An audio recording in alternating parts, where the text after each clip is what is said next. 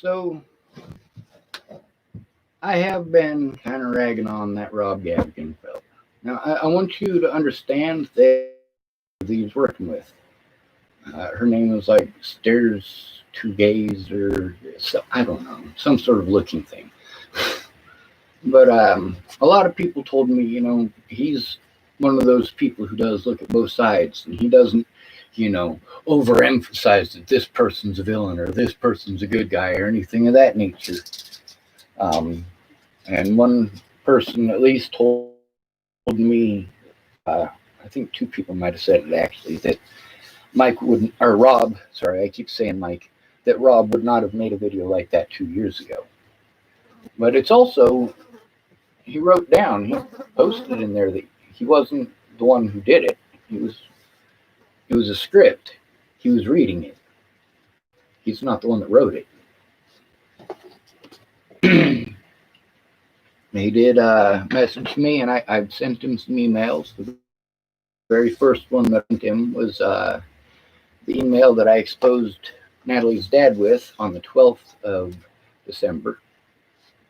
If y'all know anything about the situation, on the 9th of December, I got a hold of her mom on Facebook to explain to her that I was the autistic idiot or the autistic dude who was punking like a moron outside of her house, and that people were treating me like a child molester and a rapist, and that I'd never done those things to her daughters. I was trying to get help. Natalie and Alicia already knew that this was going on. I have evidence that I let them know that this was going on, and Maddie Boa, all the way back in 2016. I mean, I hadn't even gotten back to Boulder and gotten to sit down and chill with my friends, or, even run into any of my friends for longer than 5 minutes, because most people didn't know I was in town. I'd literally just gotten there. With them fucking meth heads coming up and doing the shit that they were doing. Like, no, that wasn't a comfortable place to be, especially when they can beat me up, and despite the fact that they're the ones on meth, I'm the one who's going to get arrested.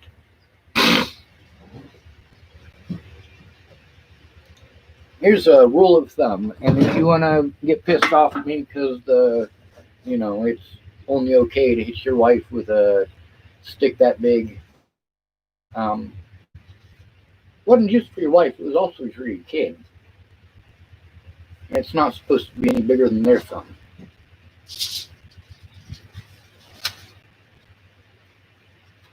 That was also back in the days when pretty much everyone took part in caning, and that rule of thumb would have been used for the men as well. Quite interesting, eh?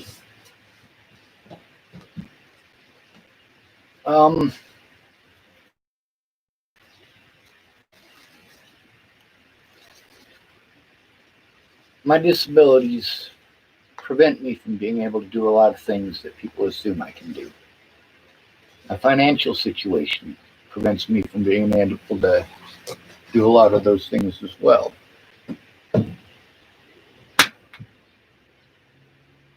Oh, I missed him. Fly keeps landing on the video camera.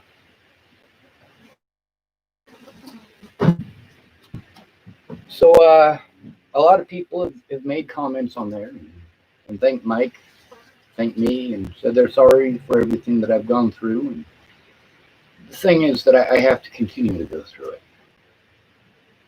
for the rest of my life. I don't get to see my friends or family. I'm stuck here in Chapel, Nebraska, where most people, well, there's a lot of positive people here. They just don't have time. Don't have time. Family's important, and as well they should be.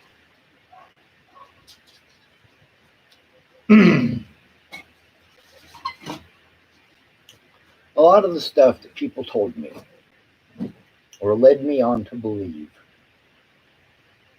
or had their friends do resulted in some very bad decision making on my part. And that is something that I can wholeheartedly agree with.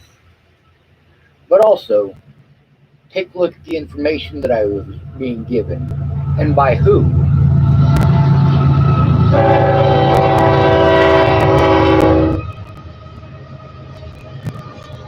Train.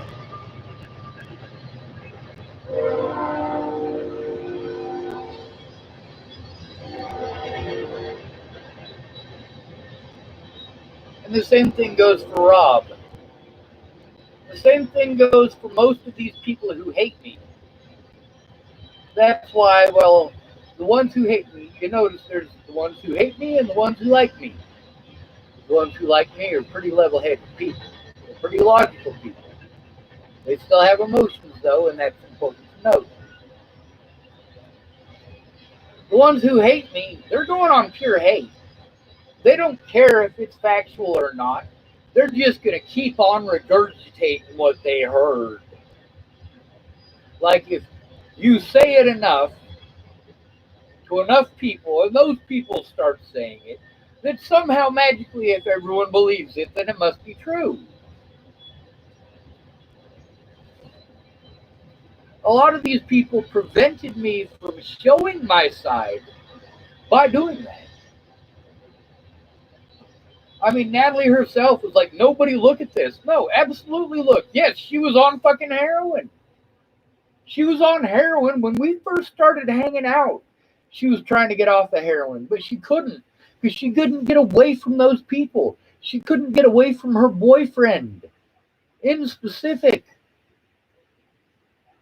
So he became her ex and he stole her dog. It's fucked up. She deserved better than that. But you notice she protected her predators. Her predators.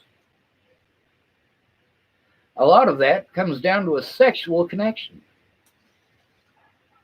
Absolutely. Tim Beeson could actually get away with doing the things that I was wrongfully accused of. Matter of fact, he did get away with those things. And then he wants to judge me because I want my life to end because I'm being treated like I'm a Ted Bollinger or a Tim Beeson. That's right. Both of these grown men stuck their penises inside of Natalie. One of them was her own father. The other one was a grown-ass fucking adult. And you guys want to pretend like I'm that guy. Because I was worried about her because she had those people in her life. And because I know the scene in Boulder.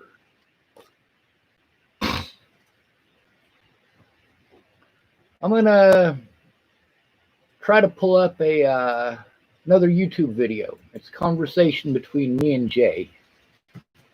Jay is Leah Plunkett's ex-husband. This is the father of their autistic child. In this, he does not know he's being recorded, and he does speak about the FBI. He does speak about dead bodies and corpses. He does speak about the term that's used. You guys like to use the term rave. When I was growing up, we didn't have planned parties like you do. A rave, when I was growing up, wasn't something that was sanctioned. It was illegal as fuck. I can't remember what my point was with that. Oh, yeah. It's called a venue. It's like a Grateful Dead concert or a Fish concert or spaghetti, some bullshit, you know. I mean, there's a lot of groups that fit into that category of basically you got a bunch of drugs going around and you got a bunch of people showing up to sell those drugs and make a profit.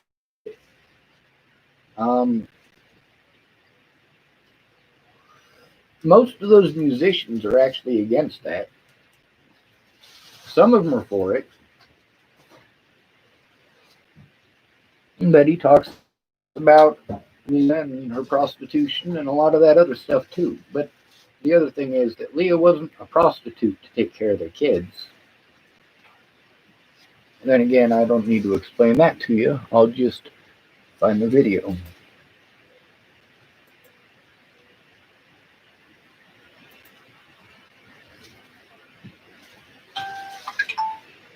Let's see if this works. A lot of people are sending me friend requests. Now, this Rob feller on his channel, not this lady's channel. That's why I'm thanking him, despite the fact that it was a terribly written script. Kind of the feel that other people gave me is that Mike might have had a hand in it not being far worse than a complete Sean Hader episode, which the first half of it truly was. But I had to do with that with Mike Boudet.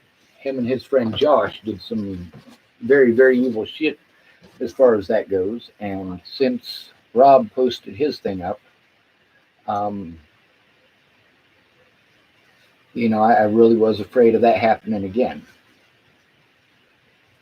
See, the things that I'm afraid of, I'm not afraid of for no reason. I'm afraid of them because either I've experienced them or I've taken the lesson to heart when other people experience them. Let's see. See if that takes us to it. It's called Talking with Jay, father of another autistic youth I dealt with. Copy link address. The reason I say dealt with is because I wasn't allowed to help him. He's not my kid. Leah has control of him until he's 18.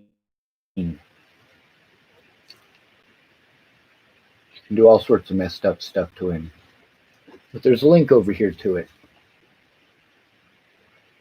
And the stuff that I've been saying is absolutely true. The stuff that I've been saying about police in Colorado, especially in Boulder, taking part in human trafficking, there's a good reason for that. Denver's in the middle of the United States, smack dab in the center. Everything goes to Denver, and everything comes from Denver. Denver is like this major packing port in the middle of the country. Everything goes through there.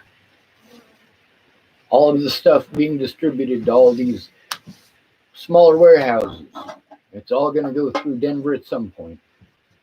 All this stuff being imported is going from one part of the country to another. It's all going to end up going through Denver at some point. You make a drop off in Los Angeles, it's going to go through Denver or it's going to go through Dallas on its way to the East Coast. Most people aren't going to pick Dallas. Texas is not where you want to go. Colorado is considered a liberal state. It's not, but it's considered one. When it comes to human trafficking, it's easy to get lost in a big city. And a lot of people prey on that, including police officers who have been abducting and killing women in Denver for years. Now, whether or not that's a conspiracy theory or the absolute truth is going to have to come down to whether or not they bust the son of a bitch.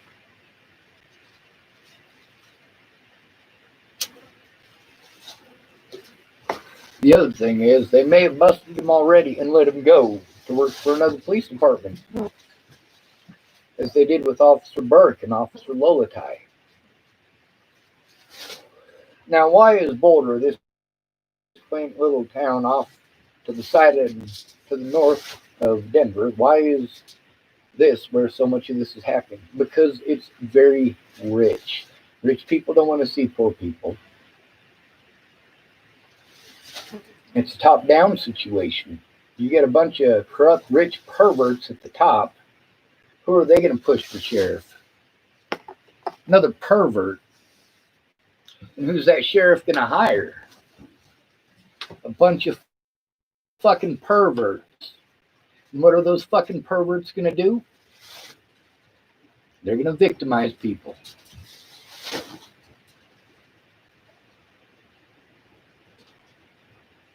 You're not going to fill in the power positions with people who are going to start looking at you. You're not going to fill power positions with people who will actually bust child molesters. If you're a child molester, and in a top-down situation like this, yes, it's very much that situation. Elections don't come down to who's telling the truth and who's lying. It comes down to who spent the most money. Lovely, right? I'm going to have to shut that. There's a lot of other videos. There's 116 of them attached to just one of my videos. Now, I'm going to post this video up here too. It's called Four Peaches the Liar. By the way, I did slander her name, and I also did so intentionally. It didn't work, but it was a last-ditch effort. However, attached to this is 116 conversations with witnesses. All just conversations with witnesses. This isn't even including the video evidence of the situation that I had to go through with the police in Washington State, in Wyoming. I didn't have to deal with them in California, at least. That was one good thing about Shannon Alvarado's. And one thing that I'm going to keep on saying about Shannon Alvarado is that she's not a bad person. She's an addict. Natalie was not a bad person. She was an addict. Alicia is not a bad person. She's an addict. Now, when you guys want to age, that's fine with Natalie. But what's Danica's excuse? What's Shelly's excuse? What's Layla Johnson's excuse? What's Kara Johnson Miles' excuse? What's Rose's excuse? What are these people's excuses? You want to pretend that 18 is